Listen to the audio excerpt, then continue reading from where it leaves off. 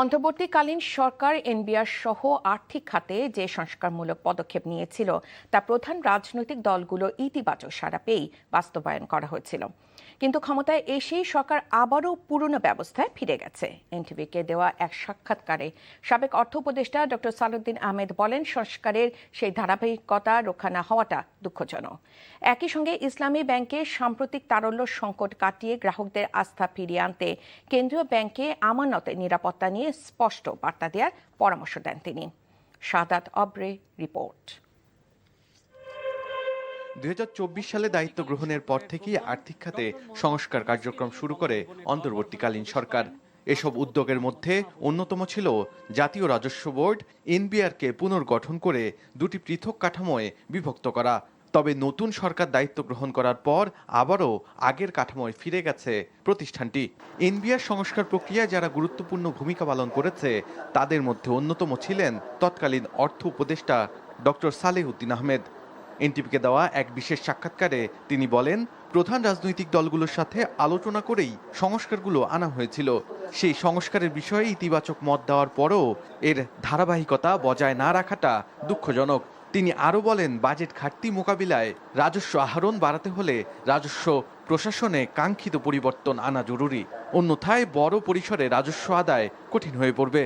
এনবিআরটা নিয়ে তো আমি আলাপই করেছি পলিটিক্যাল গভর্নমেন্টের সাথে, ইনক্লুডিং জামাত ইসলামী অন্যরা। কারণ ওই এনবিআরের লোকজন তাদের ধর্ণা দিয়েছে, প্রেসে ধর্ণা দিয়েছে, তারপরে তাদের কাছে ওরা বলছে না, আমরা ইন প্রিন্সিপাল আমরা এগ্রি করি, এটা ভাগ করা উচিত। এগুলো মোটামুটি ইন প্রিন্সিপাল রাজি হয়েছে কোনোটা। সেজন্য প্রমাণস্বরূপ আমি বলি, আমরা প্রায় 133টার মতো বোধহয় লেজিসলেশন হয়েছে, তার মধ্যে 12টা ছাড়া বাকিগুলো তো সবগুলো অ্যাকসেপ্টেবল। এদিকে দুর্বল ইসলামী ব্যাংকগুলোর তারল্য সংকট আবারও ঘনীভূত হয়েছে।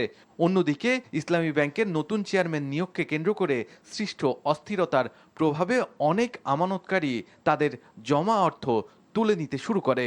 এতে ব্যাংকটির তারল্য সংকট আরও তীব্র হয়ে ওঠে। পরিস্থিতি স্বাভাবিক করতে এবং গ্রাহকদের আস্থা ফিরিয়ে আনতে কেন্দ্রীয় ব্যাংকে আমানতের নিরাপত্তার বিষয়ে স্পষ্ট বার্তা দেওয়ার পরামর্শ দেন সাবেক এই গভর্নর।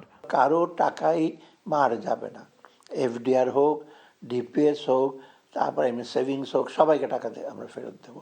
এখন এইটা সেন্ট্রাল ব্যাংক থেকে এই জিনিসটা আরও ডিরেক্টলি তাদেরকে আরও ট্যাকেল করা দরকার। তিনি আরও বলেন, ইসলামী ব্যাংকের প্রতি জনগণের আস্থা পুনঃপ্রতিষ্ঠার জন্য চেয়ারম্যান পদে একজন সর্বজন গ্রহণযোগ্য ব্যক্তিকে নিয়োগ দেওয়া প্রয়োজন। একই সঙ্গে ব্যাংকিং খাতকে রাজনৈতিক প্রভাব মুক্ত রাখার উপরও গুরুত্ব আরোপ করেন তিনি। চেঞ্জ করে দেওয়ার পরে যাদেরকে দেওয়া হয়েছে তাদের ব্যাপারে যথেষ্ট আপনার ডিউ ডিলিজেন্স করেছে কিনা সেই ব্যাপারে কিছুটা লোকের মনে সন্দেহ আছে। মানে এমন লোকে যদি দিতেন যার ব্যাপারে প্রশ্ন নাই, যার সামর্থ্য বা ক্যাপাসিটি সম্ভবত তেমন কিছু লোক জানে না, কেউ জানে যে তার ব্যাপারে কোনো বিরূপ মন্তব্য নেই বা বিরূপ কিছু নেই, অতএব তাকে চেষ্টা করে দেখা যেতে পারে।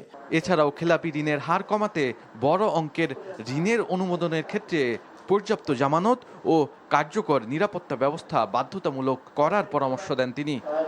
শাহাদাত অফরো, এনটিভি নিউজ, ঢাকা। জাতীয় নাগরিক পার্টির নেতা ও সংসদ সদস্য হাসনাত আবদুল্লাহর পূর্ব নির্ধারিত একটি সভাকে কেন্দ্র করে সোমবার পূর্ব লন্ডনে উত্তেজনাকর পরিস্থিতি সৃষ্টি হয়। ইস্ট লন্ডন মসজিদ সংলগ্ন মায়দা গ্রিল রেস্টুরেন্টে এনসিপি ইউকে অ্যালায়েন্স আয়োজিত ওই সভায় প্রধান অতিথি হিসেবে অংশ নেন হাসনাত আবদুল্লাহ। এই সভাকে কেন্দ্র করে যুক্তরাজ্য আওয়ামী লীগের নেতাকর্মী ও সমর্থকেরা বিক্ষোভ করেন। বিকেল থেকে রেস্তোরাঁর সামনে দুই পক্ষের সমর্থকদের উপস্থিতি বাড়তে থাকে। এক পর্যায়ে এনসিপির সমর্থক ও আওয়ামী লীগের কর্মীদের লক্ষ্য করে ডিম নিক্ষেপের ঘটনা ঘটে। পরিস্থিতি নিয়ন্ত্রণে আনতে শতাধিক পুলিশ সদস্য মোতায়েন করা হয়। উদ্ভূত পরিস্থিতিতে নির্ধারিত সময়ে প্রায় 3 ঘণ্টা পর কঠোর পুলিশি নিরাপত্তার মধ্যে হাসনাত আবদুল্লাহ অনুষ্ঠান স্থলে প্রবেশ করেন এবং সেখানে বক্তব্য দেন। অনুষ্ঠান শেষেও তিনি পুলিশি নিরাপত্তার মধ্যে স্থান ত্যাগ করেন। রাজধানী তেজগাঁও শিল্পাঞ্চল এলাকায় মূল সড়ক অবরোধ করে বিক্ষোভ করে নাসা গার্মেন্টসের শ্রমিকেরা। সকাল 10টায় পোশাক শ্রমিকেরা সড়কে অবস্থান নেন। এতে সড়কে যান চলাচল বন্ধ হয়ে যায়। তেজগাঁও শিল্পাঞ্চল থানা পুলিশে জানায়, বকেয়া বেতনের দাবিতে পোশাক শ্রমিকেরা লাভ রোড সংলগ্ন প্রধান সড়কে নেমে আসেন। তারা সড়কের ওপর অবস্থান নিয়ে বিক্ষোভ শুরু করেন। এতে আশপাশের সড়কে যানবাহন চলাচল বন্ধ হয়ে যায়। এতে দুর্ভোগে পড়েন যাত্রীরা। শ্রমিকদের অবরোধের কারণে মূল সড়কের দুই পাশে যানবাহনের দীর্ঘ সারি তৈরি হয়। দ্রুত সময়ের মধ্যে সৎ, যোগ্য ও পেশাদার ব্যক্তিদের সমন্বয়ে ইসলামী ব্যাংকের চেয়ারম্যান সহ পূর্ণাঙ্গ বোর্ড গঠন সহ 7 দফা দাবিতে বাংলাদেশ ব্যাংকের গভর্নর বরাবর স্মারকলিপি জমা দিয়েছেন ইসলামী ব্যাংক সচেতন গ্রাহক ফোরাম। মঙ্গলবার সকালে রাজধানী দিলকুশায় ইসলামী ব্যাংকের প্রধান কার্যালয়ের সামনে স্মারকলিপি জমা দেওয়ার পূর্বে সমাবেশে আন্দোলনকারীরা বলেন, গেল আওয়ামী লীগ আমলে যাদের শেয়ার জোর করে নেওয়া হয়েছিল তাদের ফিরিয়ে দিতে হবে। এস আলম সহ ব্যাংক লুটেরাদের বিচারের জন্য আলাদা ট্রাইব্যুনাল গঠন করতে হবে বলে জানায় আন্দোলনকারীরা। এ সময় তারা বলেন, ইসলামী ব্যাংকগুলোতে আতঙ্ক সৃষ্টি বন্ধ করতে হবে, বিতর্কিত সিদ্ধান্ত নেওয়া থেকে কেন্দ্রীয় ব্যাংক ও সরকারকে বিরত থাকতে হবে। এছাড়া টাস্কফোর্স গঠন করে পাচারকৃত অর্থ ফেরত এনে ইসলামী ব্যাংকের দায় মেটাতে হবে বলে জানায় আন্দোলনকারীরা। এ সময় তারা জানান, দাবি আদায় না হওয়া পর্যন্ত তাদের আন্দোলন চলতে থাকবে।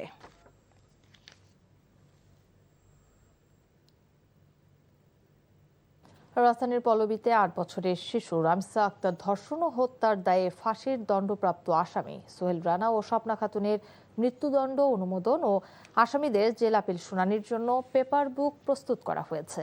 এখন যে কোনো দিন হাইকোর্টের বিশেষ বেঞ্চে এই মামলার শুনানি শুরু হবে। ইতোমধ্যে বিজি প্রেস থেকে পেপার বুক প্রস্তুত হয়ে সুপ্রিম কোর্টে এসেছে।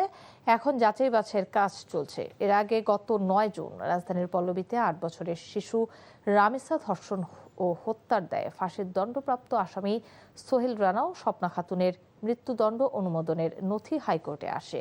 গত 7 জুন রামিসা আক্তার ধর্ষণ ও হত্যার দায়ে আসামি সোহেল রানা ও স্বপ্না খাতুনকে মৃত্যুদণ্ড দেন ঢাকা মহানগর শিশু সহিংসতা দমন ট্রাইব্যুনালের বিচারক মাসরুর সালিকিন।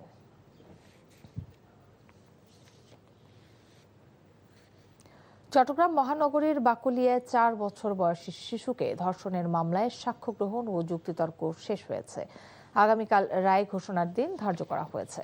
ট্রাইব্যুনালের সরকারি কৌঁসুলি মাহমুদুল আলম চৌধুরী মারুফ জানান, 9 জুন মামলার একমাত্র আসামি মনির হোসেনের বিরুদ্ধে অভিযোগ গঠনের মাধ্যমে বিচার কাজ শুরু হয়। মামলায় মোট 18 জন সাক্ষীর সাক্ষ্য গ্রহণ সম্পন্ন হয়েছে। আজ আদালতে যুক্তিতর্ক উপস্থাপন করা হয়েছে। বুধবার রায় ঘোষণা করার জন্য দিন ধার্য করেছেন চট্টগ্রাম মহানগর শিশু সহিংসতা দমন ট্রাইব্যুনালের বিচারক সৈয়দা হাফসা ঝুমা। গত 21 মে মহানগরীর বাকুলিয়ার চেয়ারম্যান ঘাটা এলাকায় 4 বছরের এক শিশুকে ধর্ষণের ঘটনা ঘটে। ওই দিন বিকেলে অভিযুক্ত মনির হোসেনকে আটক করে পুলিশ। পরে 22 মে শিশুটির বাবা বাদী হয়ে মনির হোসেনকে আসামি করে বাকুলিয়া থানায় মামলা দায়ের করেন। চট্টগ্রামের রাউজান উপজেলায় প্রকাশ্য দিবালোকে গুলিতে যুবদল নেতা মাসুদুল হক চৌধুরী হত্যাকাণ্ডের 2 দিন পর মামলা হয়েছে। গত রাতে রাউজান থানায় 11 জনের নাম উল্লেখ সহ অজ্ঞাতনামা আরও 7 জনের নামে হত্যা মামলা দায়ের করেন নিহতের ভাই ও সাবেক UP chairman Mohammad Piarul Haque Chowdhury. OC Saiful Islam জানান, এজাহারে সিসিটিভিতে শনাক্ত করা 5 জন এবং সন্দেহভাজন হিসেবে গ্রেফতার করা জাকির মিয়া সহ 11 জনের নাম উল্লেখ করা হয়েছে। গত শনিবার রাউজান উপজেলার পাহাড়তলী চৌমুহনী বাজারে প্রকাশ্যে গুলি করে মাথার খুলি উড়িয়ে হত্যা করা হয় রাঙ্গুনিয়া উপজেলা যুবদলের সিনিয়র যুগ্ম আহ্বায়ক মাসুদুল হক চৌধুরীকে। সরকারি কর্মকর্তাদের সতর্ক করে কৃষি, মৎস্য ও প্রাণী সম্পদ মন্ত্রী মোহাম্মদ আমিনুর রশিদ বলেছেন, কেবলমাত্র প্রকল্পের জন্যই প্রকল্প নয়, এখন থেকে প্রকল্প গ্রহণ করতে হলে সবার আগে প্রাধান্য দিতে হবে জনস্বার্থকে। দুপুরে সাভারে পানি সম্পদ ডেইলি উন্নয়ন প্রকল্পের সমাপনী কর্মশালা এবং নবনির্মিত বাংলাদেশ ডেইরি ডেভেলপমেন্ট ভবনের উদ্বোধনী অনুষ্ঠানে একথা বলেন তিনি। মন্ত্রী বলেন, বাংলাদেশ যেহেতু কৃষি নির্ভর দেশ, তাই সরকার কৃষি খাতকে সর্বোচ্চ গুরুত্ব দিয়েছে। আগামী বাজেটে কৃষি, মৎস্য ও প্রাণী সম্পদ খাতের গবেষণায় সর্বোচ্চ বরাদ্দ দেওয়ার পরিকল্পনার কথাও জানান মন্ত্রী। এ সময় উপস্থিত ছিলেন মৎস্য ও প্রাণী সম্পদ মন্ত্রণালয়ের সচিব দেলোয়ার হোসেন, বাংলাদেশ প্রাণী সম্পদ গবেষণা ইনস্টিটিউটের মহাপরিচালক ডক্টর শাকিলা ফারুক, প্রাণী সম্পদ অধিদপ্তরের মহাপরিচালক মোহাম্মদ শাহজাহান খান। দীর্ঘ 21 বছর পর আগামীকাল চায়ের রাজধানী মৌলভীবাজার সফরে যাচ্ছেন প্রধানমন্ত্রী তারেক রহমান।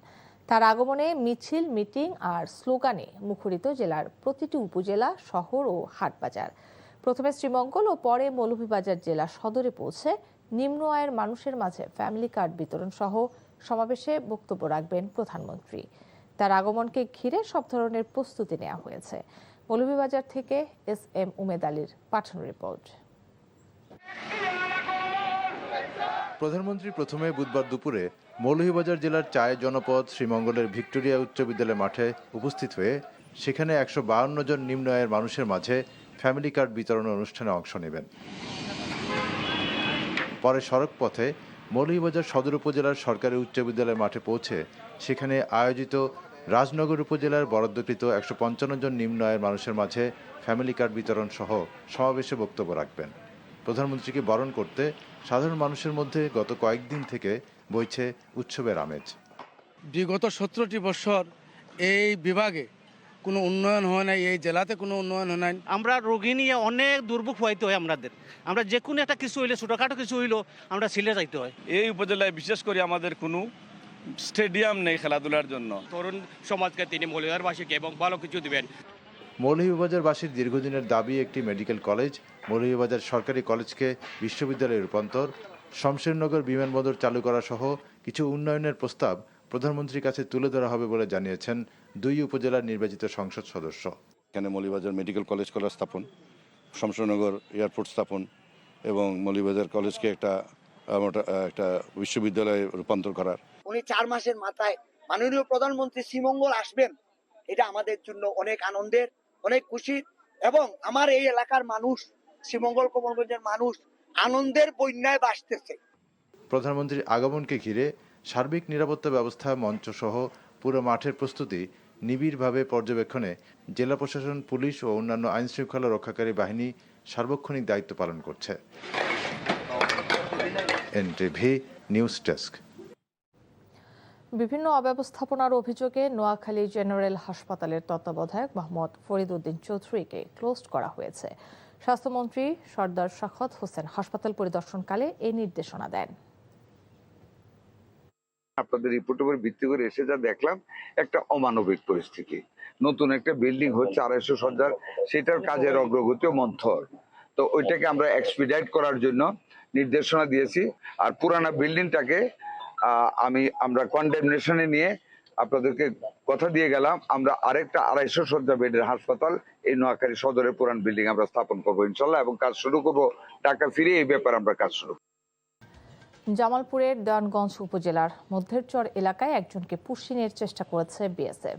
জামালপুর 35 বিজিবির অধিনায়ক লেফটেন্যান্ট কর্নেল হাসানুর রহমান জানান, গতরাতে উপজেলার ঝাওয়াডাঙ্গা বিওপির পিলারের কাছে এই পুশিনের ঘটনা ঘটে।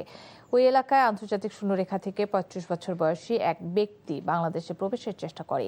বিজিবি ও স্থানীয়রা তাকে জিজ্ঞাসাবাদ করে, পরে ওই ব্যক্তিকে আবারও শূন্যরেখায় পাঠিয়ে দেওয়া হয়। বর্তমানে ওই ব্যক্তি আন্তর্জাতিক শূন্যরেখায় অবস্থান করছে। রাজশাহীর সবচেয়ে বড় আমের আড়ত পুঠিয়ার বানেশ্বর হাট পরিদর্শন করেছেন বাংলাদেশে নিযুক্ত মার্কিন রাষ্ট্রদূত ব্রেন্টি ক্রিস্টেনসেন।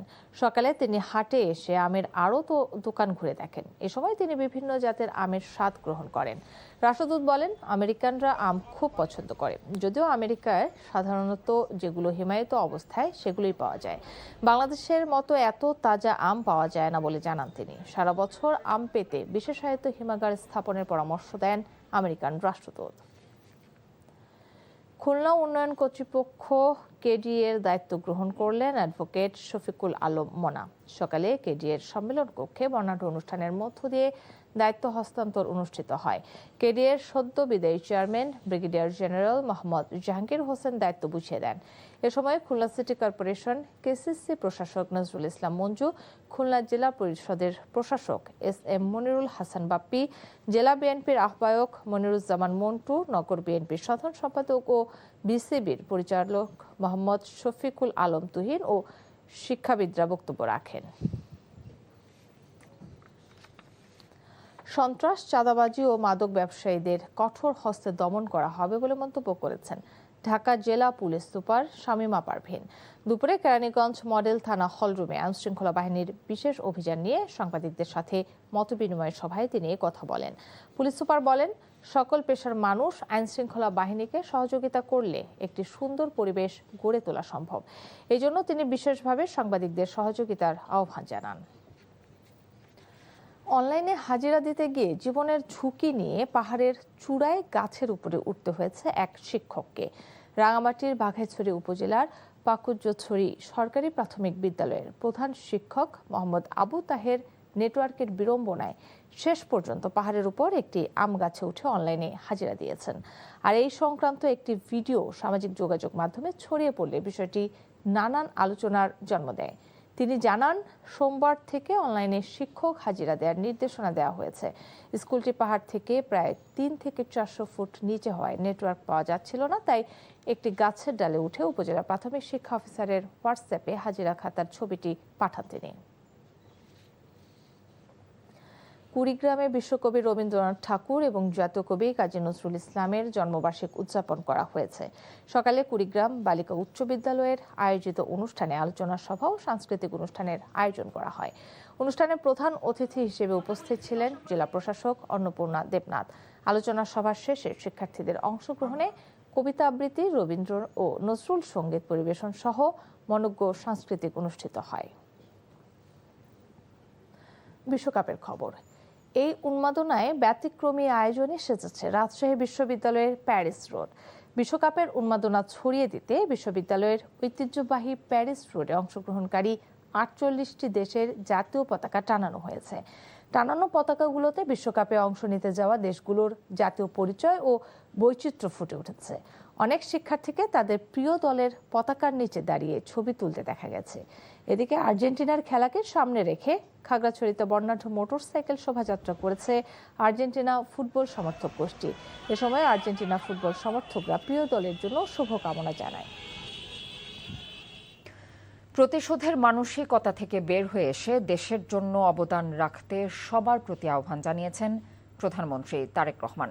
সাংবাদিকদের সাথে এক মত বিনিময়ে তিনি বলেন, সমস্যা ও সংকট সমাধান করতে গিয়ে নতুন প্রধানমন্ত্রী হিসেবে চাপ অনুভব করছেন তিনি। বলেন, মানুষ বিভ্রান্ত হোক তা চায় না সরকার। সামাজিক মূল্যবোধকে ফিরিয়ে আনার উপর গুরুত্ব আরোপ করেন প্রধানমন্ত্রী। হাসান মাহমুদের রিপোর্ট। দীর্ঘ সময় ধরে বিএনপির সংবাদ সংগ্রহ করা মাঠের সংবাদকর্মীদের সাথে প্রধানমন্ত্রীর মতবিনিময়ের এই অনুষ্ঠান রাজধানীর চীনমৈত্রী সম্মেলন কেন্দ্রে।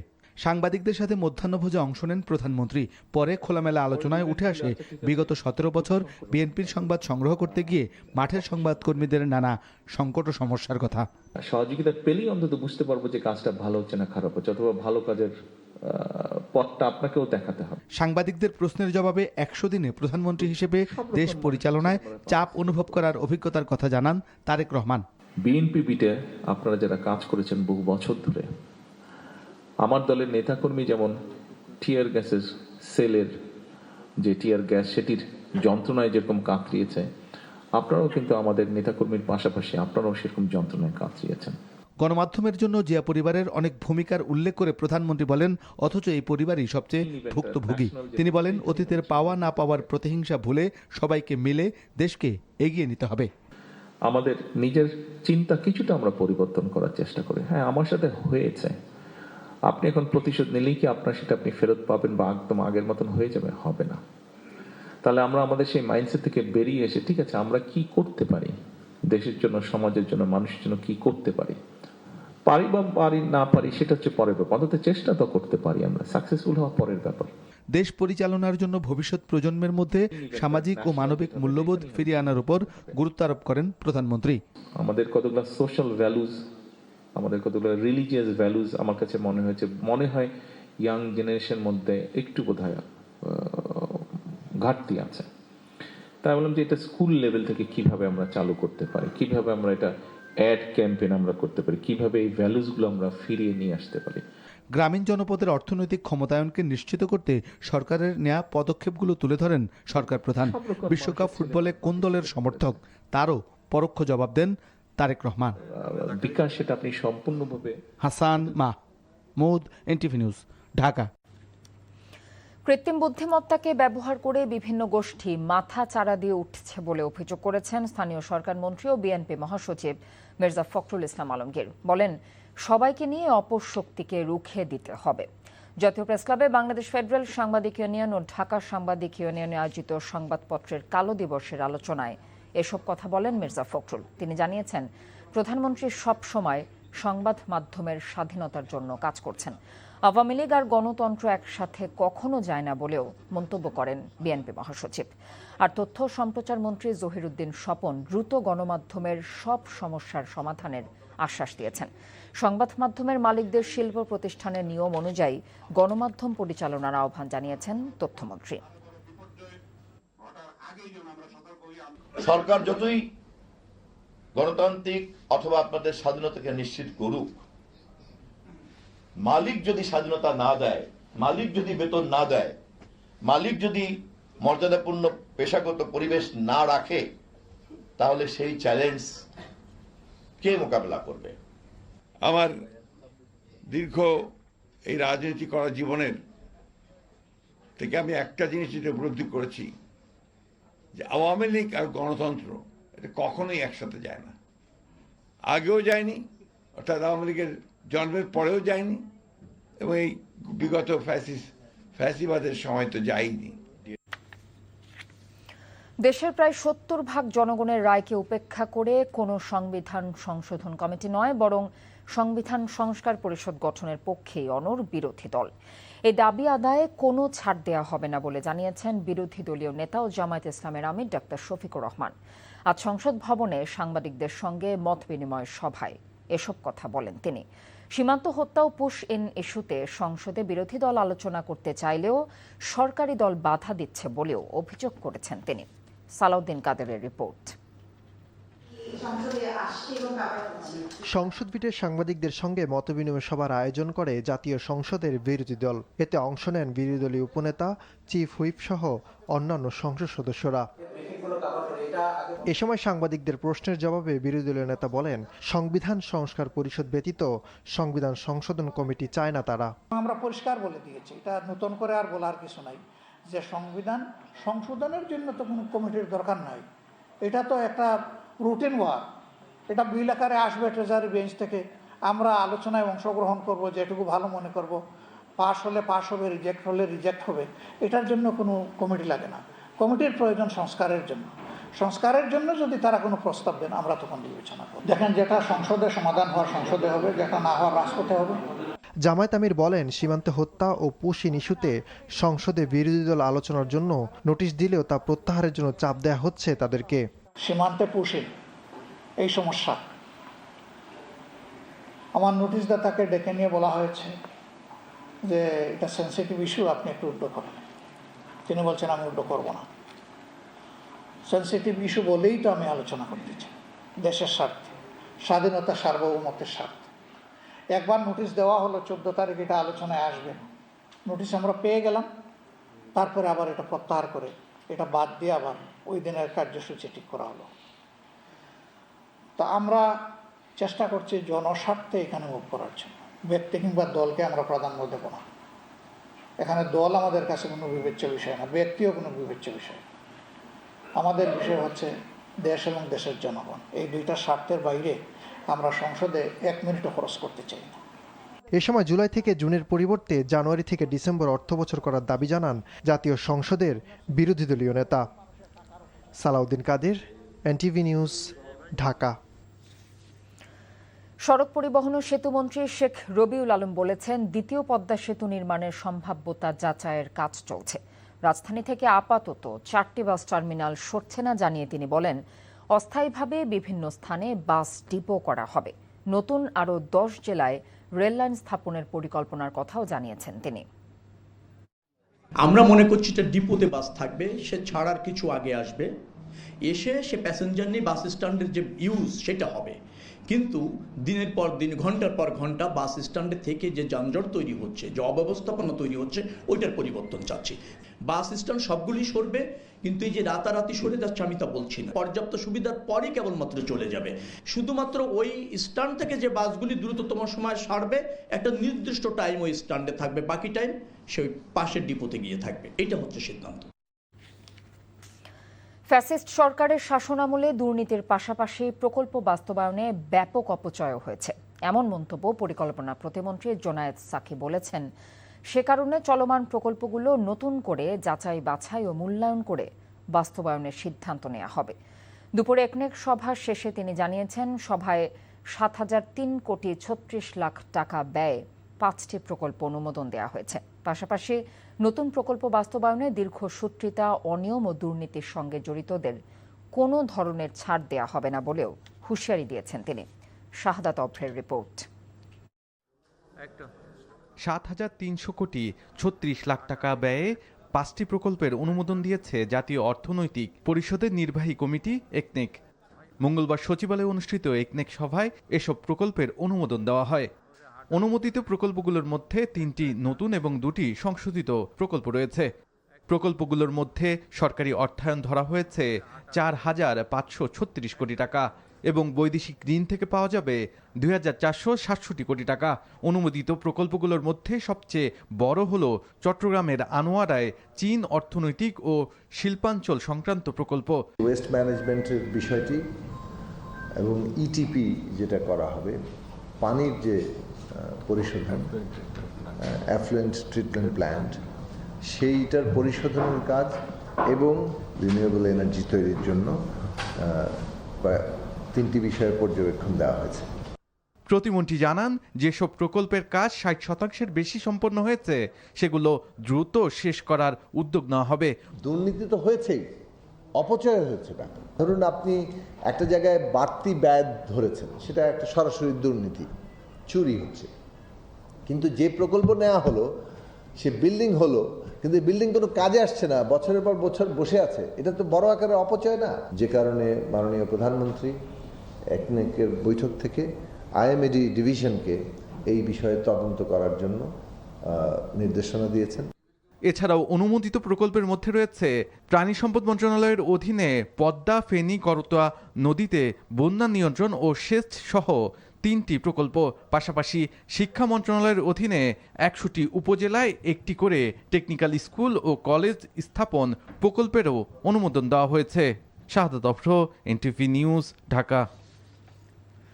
পুলিশের সাবেক আইজি বেনজির আহমেদকে দুবাই থেকে ফিরিয়ে আনতে বাংলা ও ইংরেজি 2 ভাষার প্রত্যর্পণপত্র প্রস্তুত করে আবুধাবি সরকারকে পাঠাতে পররাষ্ট্র মন্ত্রণালয়ে পাঠিয়েছে দুর্নীতি দমন কমিশন।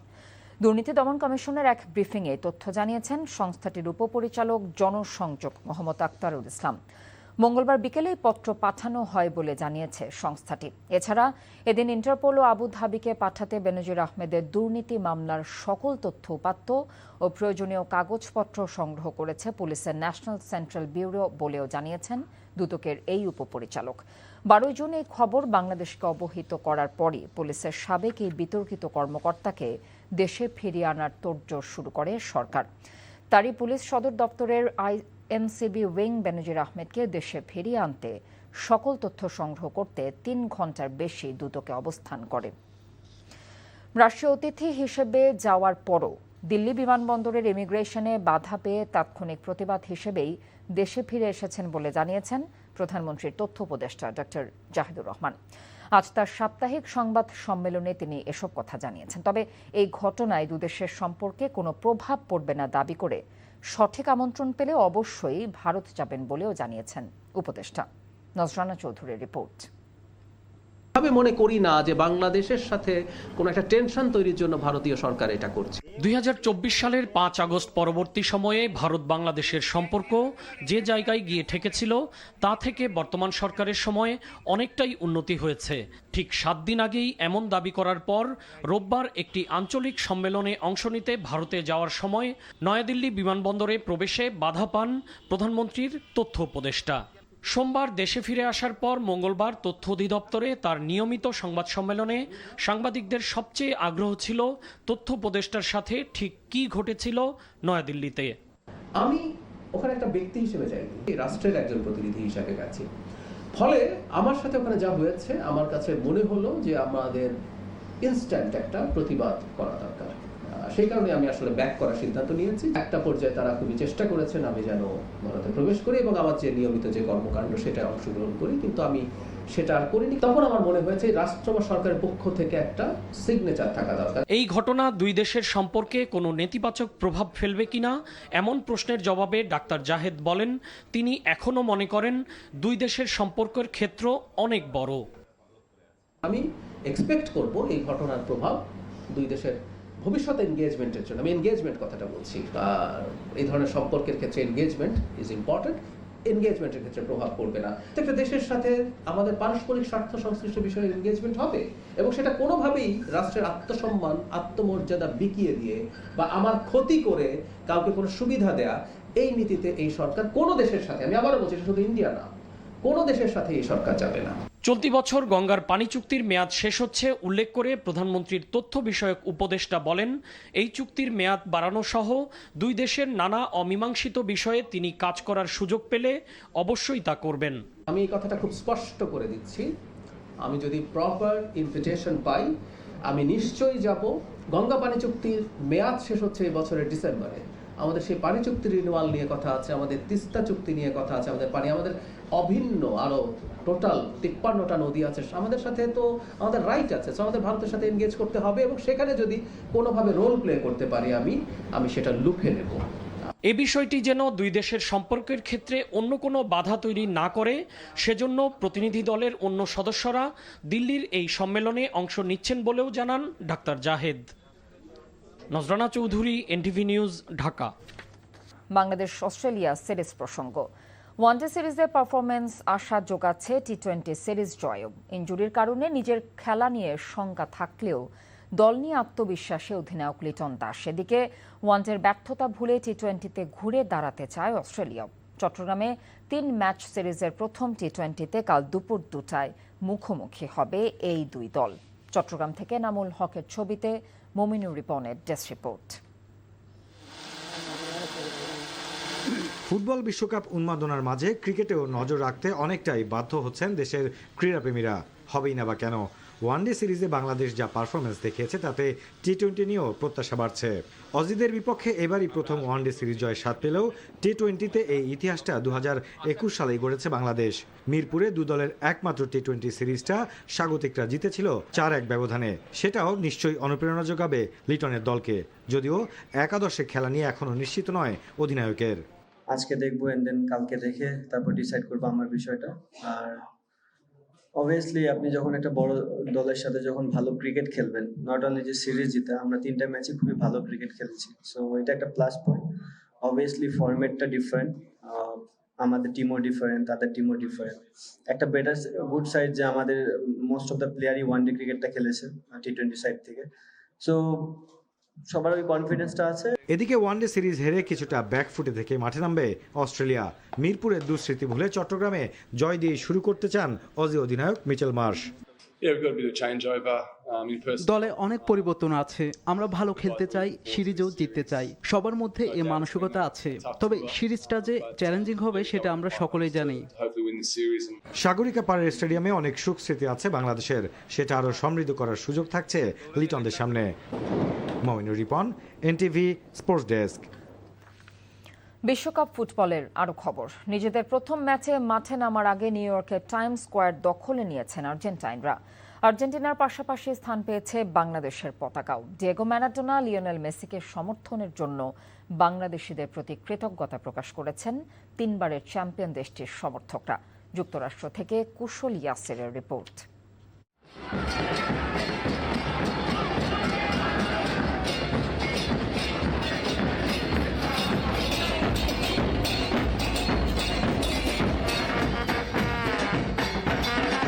লিওনেল মেসির শেষ বিশ্বকাপে নামার আগে টাইমস স্কোয়ার দখলে নিয়েছে তার দেশের সমর্থকরা।